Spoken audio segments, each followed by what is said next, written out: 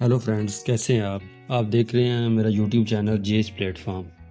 तो आज टेरा एक्सप्लोरर की क्लास नंबर 2 के साथ हाज़िर हुआ हूँ। आज की क्लास में हम एक और टैब एक्सप्लोर करेंगे जिसका नाम है एनालिसिस। और ये टेरा एक्सप्लोरर में बहुत ही जो है वो मेजर टैब है। इसमें बहुत सारी चीज़ें जो हैं वो हमारे प्रोजेक्ट में जो हैं वो यूज़ होती हैं। बेसिकली होती तो सारे टैब्स की ही चीज़ें हैं, लेकिन ये जो है वो कॉमन चीज़ें हैं कि हमने किसी किस्म का भी एनालिसिस करना हो तो वो एनालिसिस टैब से होते हुए हमने जो है वो यूज़ करते हुए गुजरना है। या आप ये कह सकते हैं कि कोई भी प्रोजेक्ट जो है उनमें से वो प्रोजेक्ट इनमें से किसी एक टूल को यूज़ करते हुए जो है वो हम उसको कंप्लीट करते हैं। तो चले फ्रेंड्स, चलते हैं सिस्टम की स्क्रीन पर, स्टार्ट करते हैं आज की क्लास।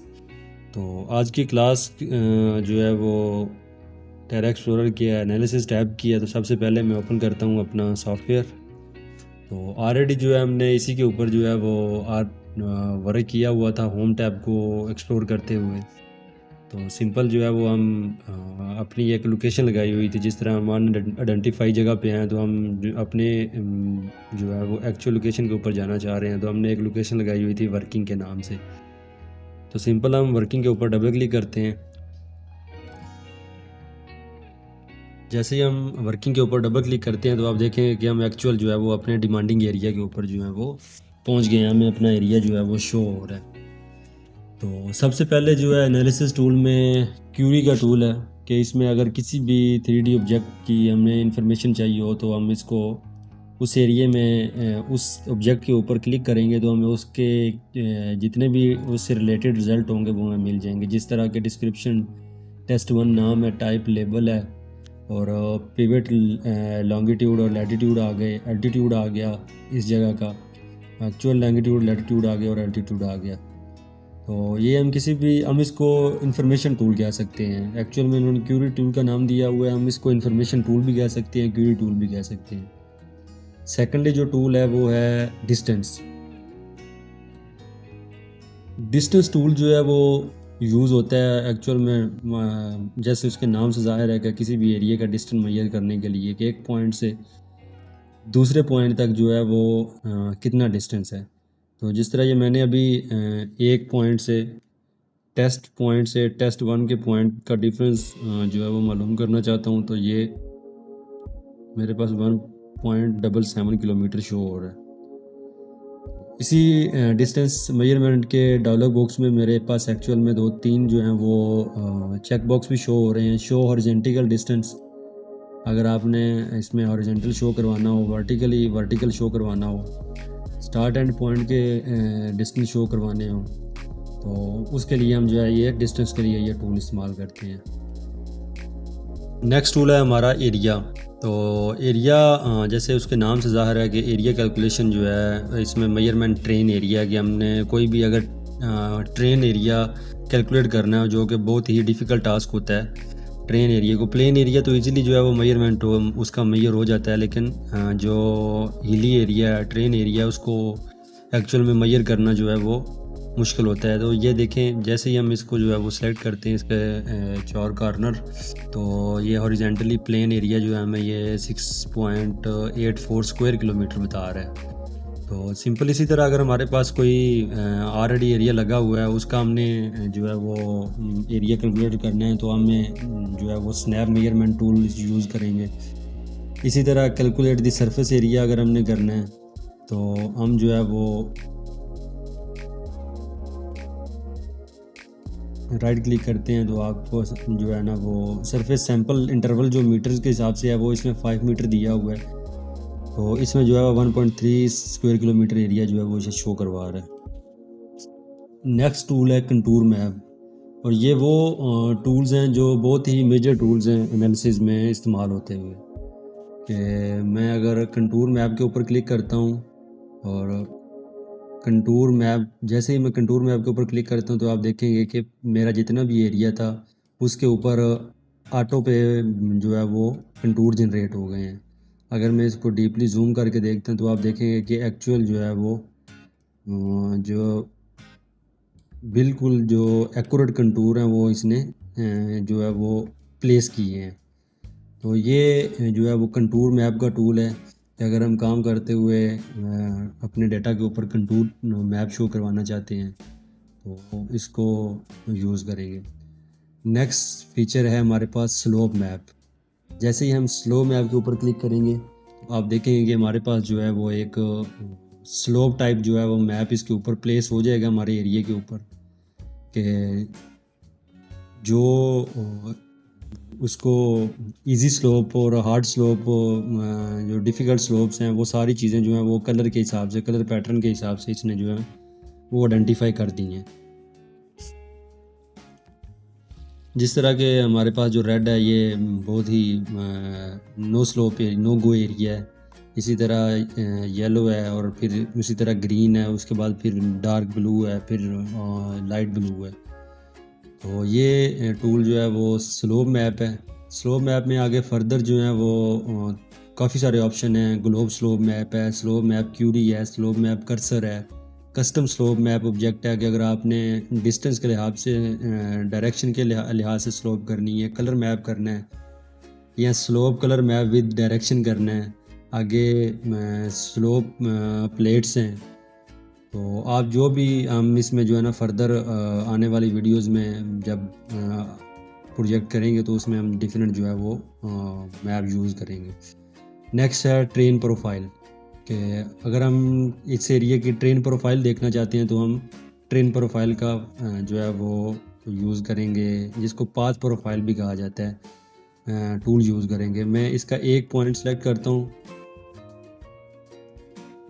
और एक पॉइंट से मैं इसको फर्दर 2-3 पॉइंट तक जो है वो मूव करवाता हूँ। तो आप देखेंगे कि मेरे पास जो है उस एरिया की ट्रेन प्रोफाइल जो है वो शो हो रही है, किस जगह से प्लेन एरिया है, किस जगह से हिली एरिया है, उस जगह पे एल्टीट्यूड कितना है, स्लोप कितनी है, एलिवेशन, लेट लॉन्ग, हर एक चीज़ की जो है वो मैक्सिमम जो है वो उसमें हमारे पास जो है वो विजिबिलिटी अवेलेबल है। तो ये है ट्रेन प्रोफाइल, एक्चुअल में इसको पाथ प्रोफाइल भी कहा जाता है। नेक्स्ट जो टूल है हमारे पास वो है वॉल्यूम। वॉल्यूम टूल का मतलब ये है कि किसी भी एरिया में हमने जो है वो कट फिल्म मालूम करनी है तो उसके लिए हम ये वाला टूल यूज़ करते हैं। इसके लिए मैं एक सिंपल एरिया ड्रा करता हूँ। जैसे ही मैं एरिया ड्रा करता हूँ तो आप देखेंगे कि टोटल जो नेट वॉल्यूम है वो उसने क्यूबिक मीटर में दे दिया है कट का, कि ये इस एरिया को प्लेन करने के लिए इतना कट एरिया है। अगर ऊपर इसने वॉल्यूम जो है वो फिल में भी दे दिया और कट में भी दे दिया हुआ है, तो एक्चुअल में जो सबसे ज़्यादा जो होगा वो कट एरिया है, उसी जगह पे कट हो गया, उसी जगह पे फिल हो जाएगा। तो सिंपल ये है, जो कट फिल के लिए हम वॉल्यूम निकालना हो तो वो ये टूल यूज़ करते हैं।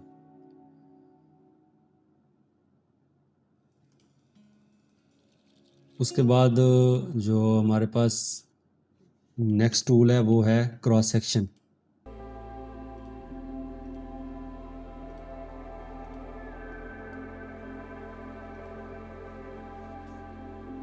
क्रॉस सेक्शन टूल सेलेक्ट करने के बाद जो है वो सिंपल हम स्टार्ट करेंगे और स्टार्ट करने के बाद हम किसी भी एरिया में जो है वो इसको प्लेस कर देते हैं।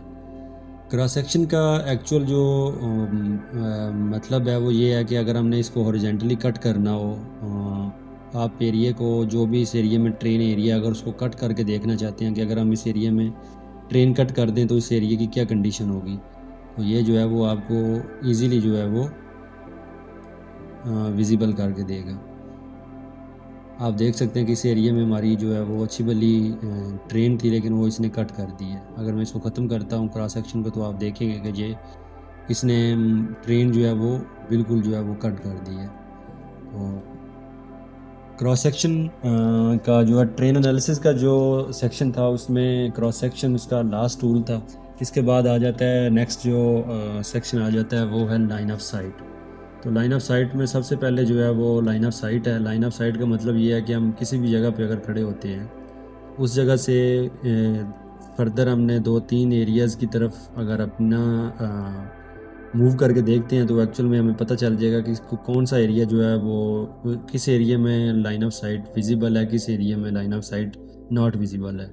तो आप देखेंगे कि जो रेड कलर की साइट है इस जगह पे खड़े होते हुए हमें ये जो रेड कलर वाली साइड है ये बिल्कुल जो है वो नॉट विजिबल है, और इस जगह पे खड़े होते ये ग्रीन लाइन वाली जो साइट है ये विजिबल है। लाइन ऑफ साइट के बाद नेक्स्ट जो हमारा टूल है वो है व्यू शेड, और व्यू शेड बहुत ही जो है वो यूज़फुल टूल है एनालिसिस टैब का। इसको यूज़ करते हैं डिफरेंट कामों के लिए यूज़ करते हैं। इसमें अगर किसी जगह से मूवमेंट करनी हो, किसी जगह से हम एक जगह से दूसरी जगह मूव कर रहे हो या खड़े होकर देख रहे हो, तो हमें पता चल जाएगा कि किस जगह पे जो है वो हमारा एरिया विजिबल आ रहा है, नॉट विजिबल आ रहा है। इसमें और बहुत सारी चीज़ें हैं, ये मतलब हम इसको कन्वे उसके साथ लगा सकते हैं। अगर कोई गाड़ी हमारी मूव कर रही है तो उसके साथ इसको लगा सकते हैं। अगर कोई प्लान इसमें मूव करवा रहे हैं, एयरप्लेन मूव करा रहे हैं, उसमें हम इसमें लगा सकते हैं। तो विजिबल और नॉट विजिबल एरिया जो है वो ये शो करवाएगा। तो मैं इसको जो है वो एक हिली एरिया पे खड़े होके और इस तरफ जो है ना वो करके मैं इसको लगाता हूँ। तो आप देखेंगे कि इस जगह पे खड़े होते हैं जो हमें एरिया विजिबल है वो इसमें ग्रीन में शो करवा दिया, और जो नॉट विजिबल है वो हम इसने रेड में शो करवा दी। तो एक्चुअल में इसका ये है कि अगर हमने किसी जगह पे कोई टारगेट पॉइंट लगाना है तो हम उस जगह से देख सकते हैं कि इस जगह से खड़े होते हुए हमें कौन कौन सा एरिया विजिबल और नॉट विजिबल है।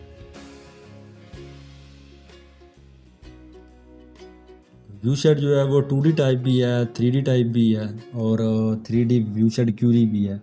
कि अगर आपने इस किसी भी जो है वो ऑब्जेक्ट की व्यू शेड की अगर आपने देखनी है कि इसमें रेडियस कितना दिया हुआ है, एक्चुअल मेजरमेंट कितनी है, तो वो हम जो है वो query 3D view shade query use कर सकते हैं।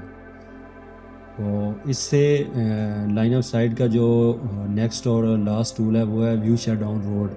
अगर हमें किसी रोड के ऊपर जो है वो व्यू शेड लगाना है, कोई लाइन लगाते हैं हम कि इस जगह से कि इस जगह तक जो है वो मूव करे, तो इसमें हम जो है वो स्पीड जो है वो रख सकते हैं। आप देखेंगे कि ये इसी तरह जिस तरह कोई इधर से ये एक ऑब्जेक्ट जो है वो मूव कर रहा है, तो उसको इस एरिया से गुजरते हुए जो जो चीज़ें अगर वो पैदल जो है वो इधर से मूव कर रहा है तो उसको इधर से गुजरते हुए जो जो एरिया विजिबल और नॉट विजिबल है वो सारा एरिया जो है वो इसमें शो करवा रहा है। तो ये है 3D view shade on route. ये एक्चुअल में ज़्यादातर गाड़ियों के आगे लगाया जाता है कि किसी गाड़ी को गुजरते हुए और ड्राइवर को कौन सी साइड में कौन सा एरिया विजिबल है और कौन सा एरिया नॉट विजिबल है।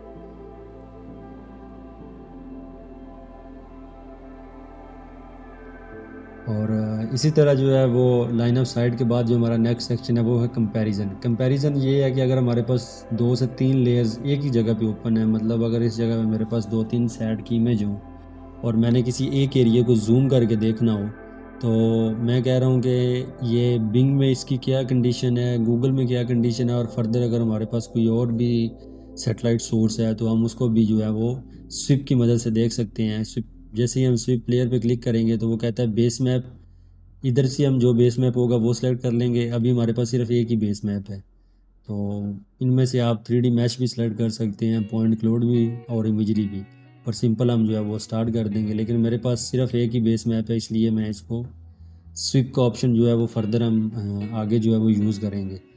तो लास्ट वन जो है एनालिसिस टू टैब में जो सेक्शन आ रहा है वो है शेडो का। तो शेडो का जो है वो हम पहले भी देख चुके हैं एक दफ़ा कि शेडो जो है वो जो भी एरिया शेडो क्रिएट करता है वो एक्चुअल में इस जगह पे जो है वो आपको शेडो अगर बनाता है तो कौन सा एरिया उसके नीचे कवर होता है। तो वो आप देख सकते हैं कि जैसे मैं शेडो के ऊपर क्लिक करता हूँ तो जो एरिया एक्चुअल में हिली एरिया उसके राइट साइड पे जो है वो शेडो क्रिएट हो रहा है। आगे शेडो की जो है वो सिलेक्शन है कि किस एरिया में आपने उसको सिलेक्ट करवाना है, लेफ़्ट में राइट में आपने अगर शो करवाना हो।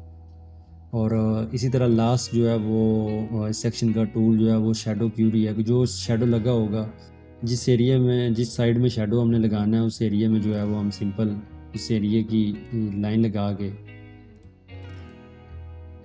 हम जो है वो उसका टाइम कैलकुलेट कर सकते हैं और देख सकते हैं कि शेडो किस तरफ से किस तरफ मूव होगा। तो ये सारे टूल थे एनालिसिस टैब में जो हमने वन बाय वन जो है वो कवर किए हैं।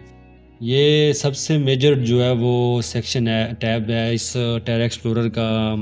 जो डिफरेंट किस्म के प्रोजेक्ट्स होते हैं, जो डिफरेंट किस्म के प्रोजेक्ट्स की डिमांड आती है, उनमें से उन हर प्रोजेक्ट में से इनमें से कोई एक टूल उसमें लाजमन यूज़ होगा।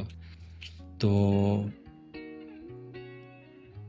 आज की क्लास में हमने एनालिसिस टैब जो है वो कवर किया। आने वाली क्लासेस में हम फर्दर जो है वो और इसके पेंडिंग टैब्स जो हैं वो हम डिस्कस करेंगे, एक्सप्लोर करेंगे। तो साथ जुड़े रहिएगा, मिलते हैं आने वाली वीडियो में। बहुत शुक्रिया आपका वीडियो देखने का।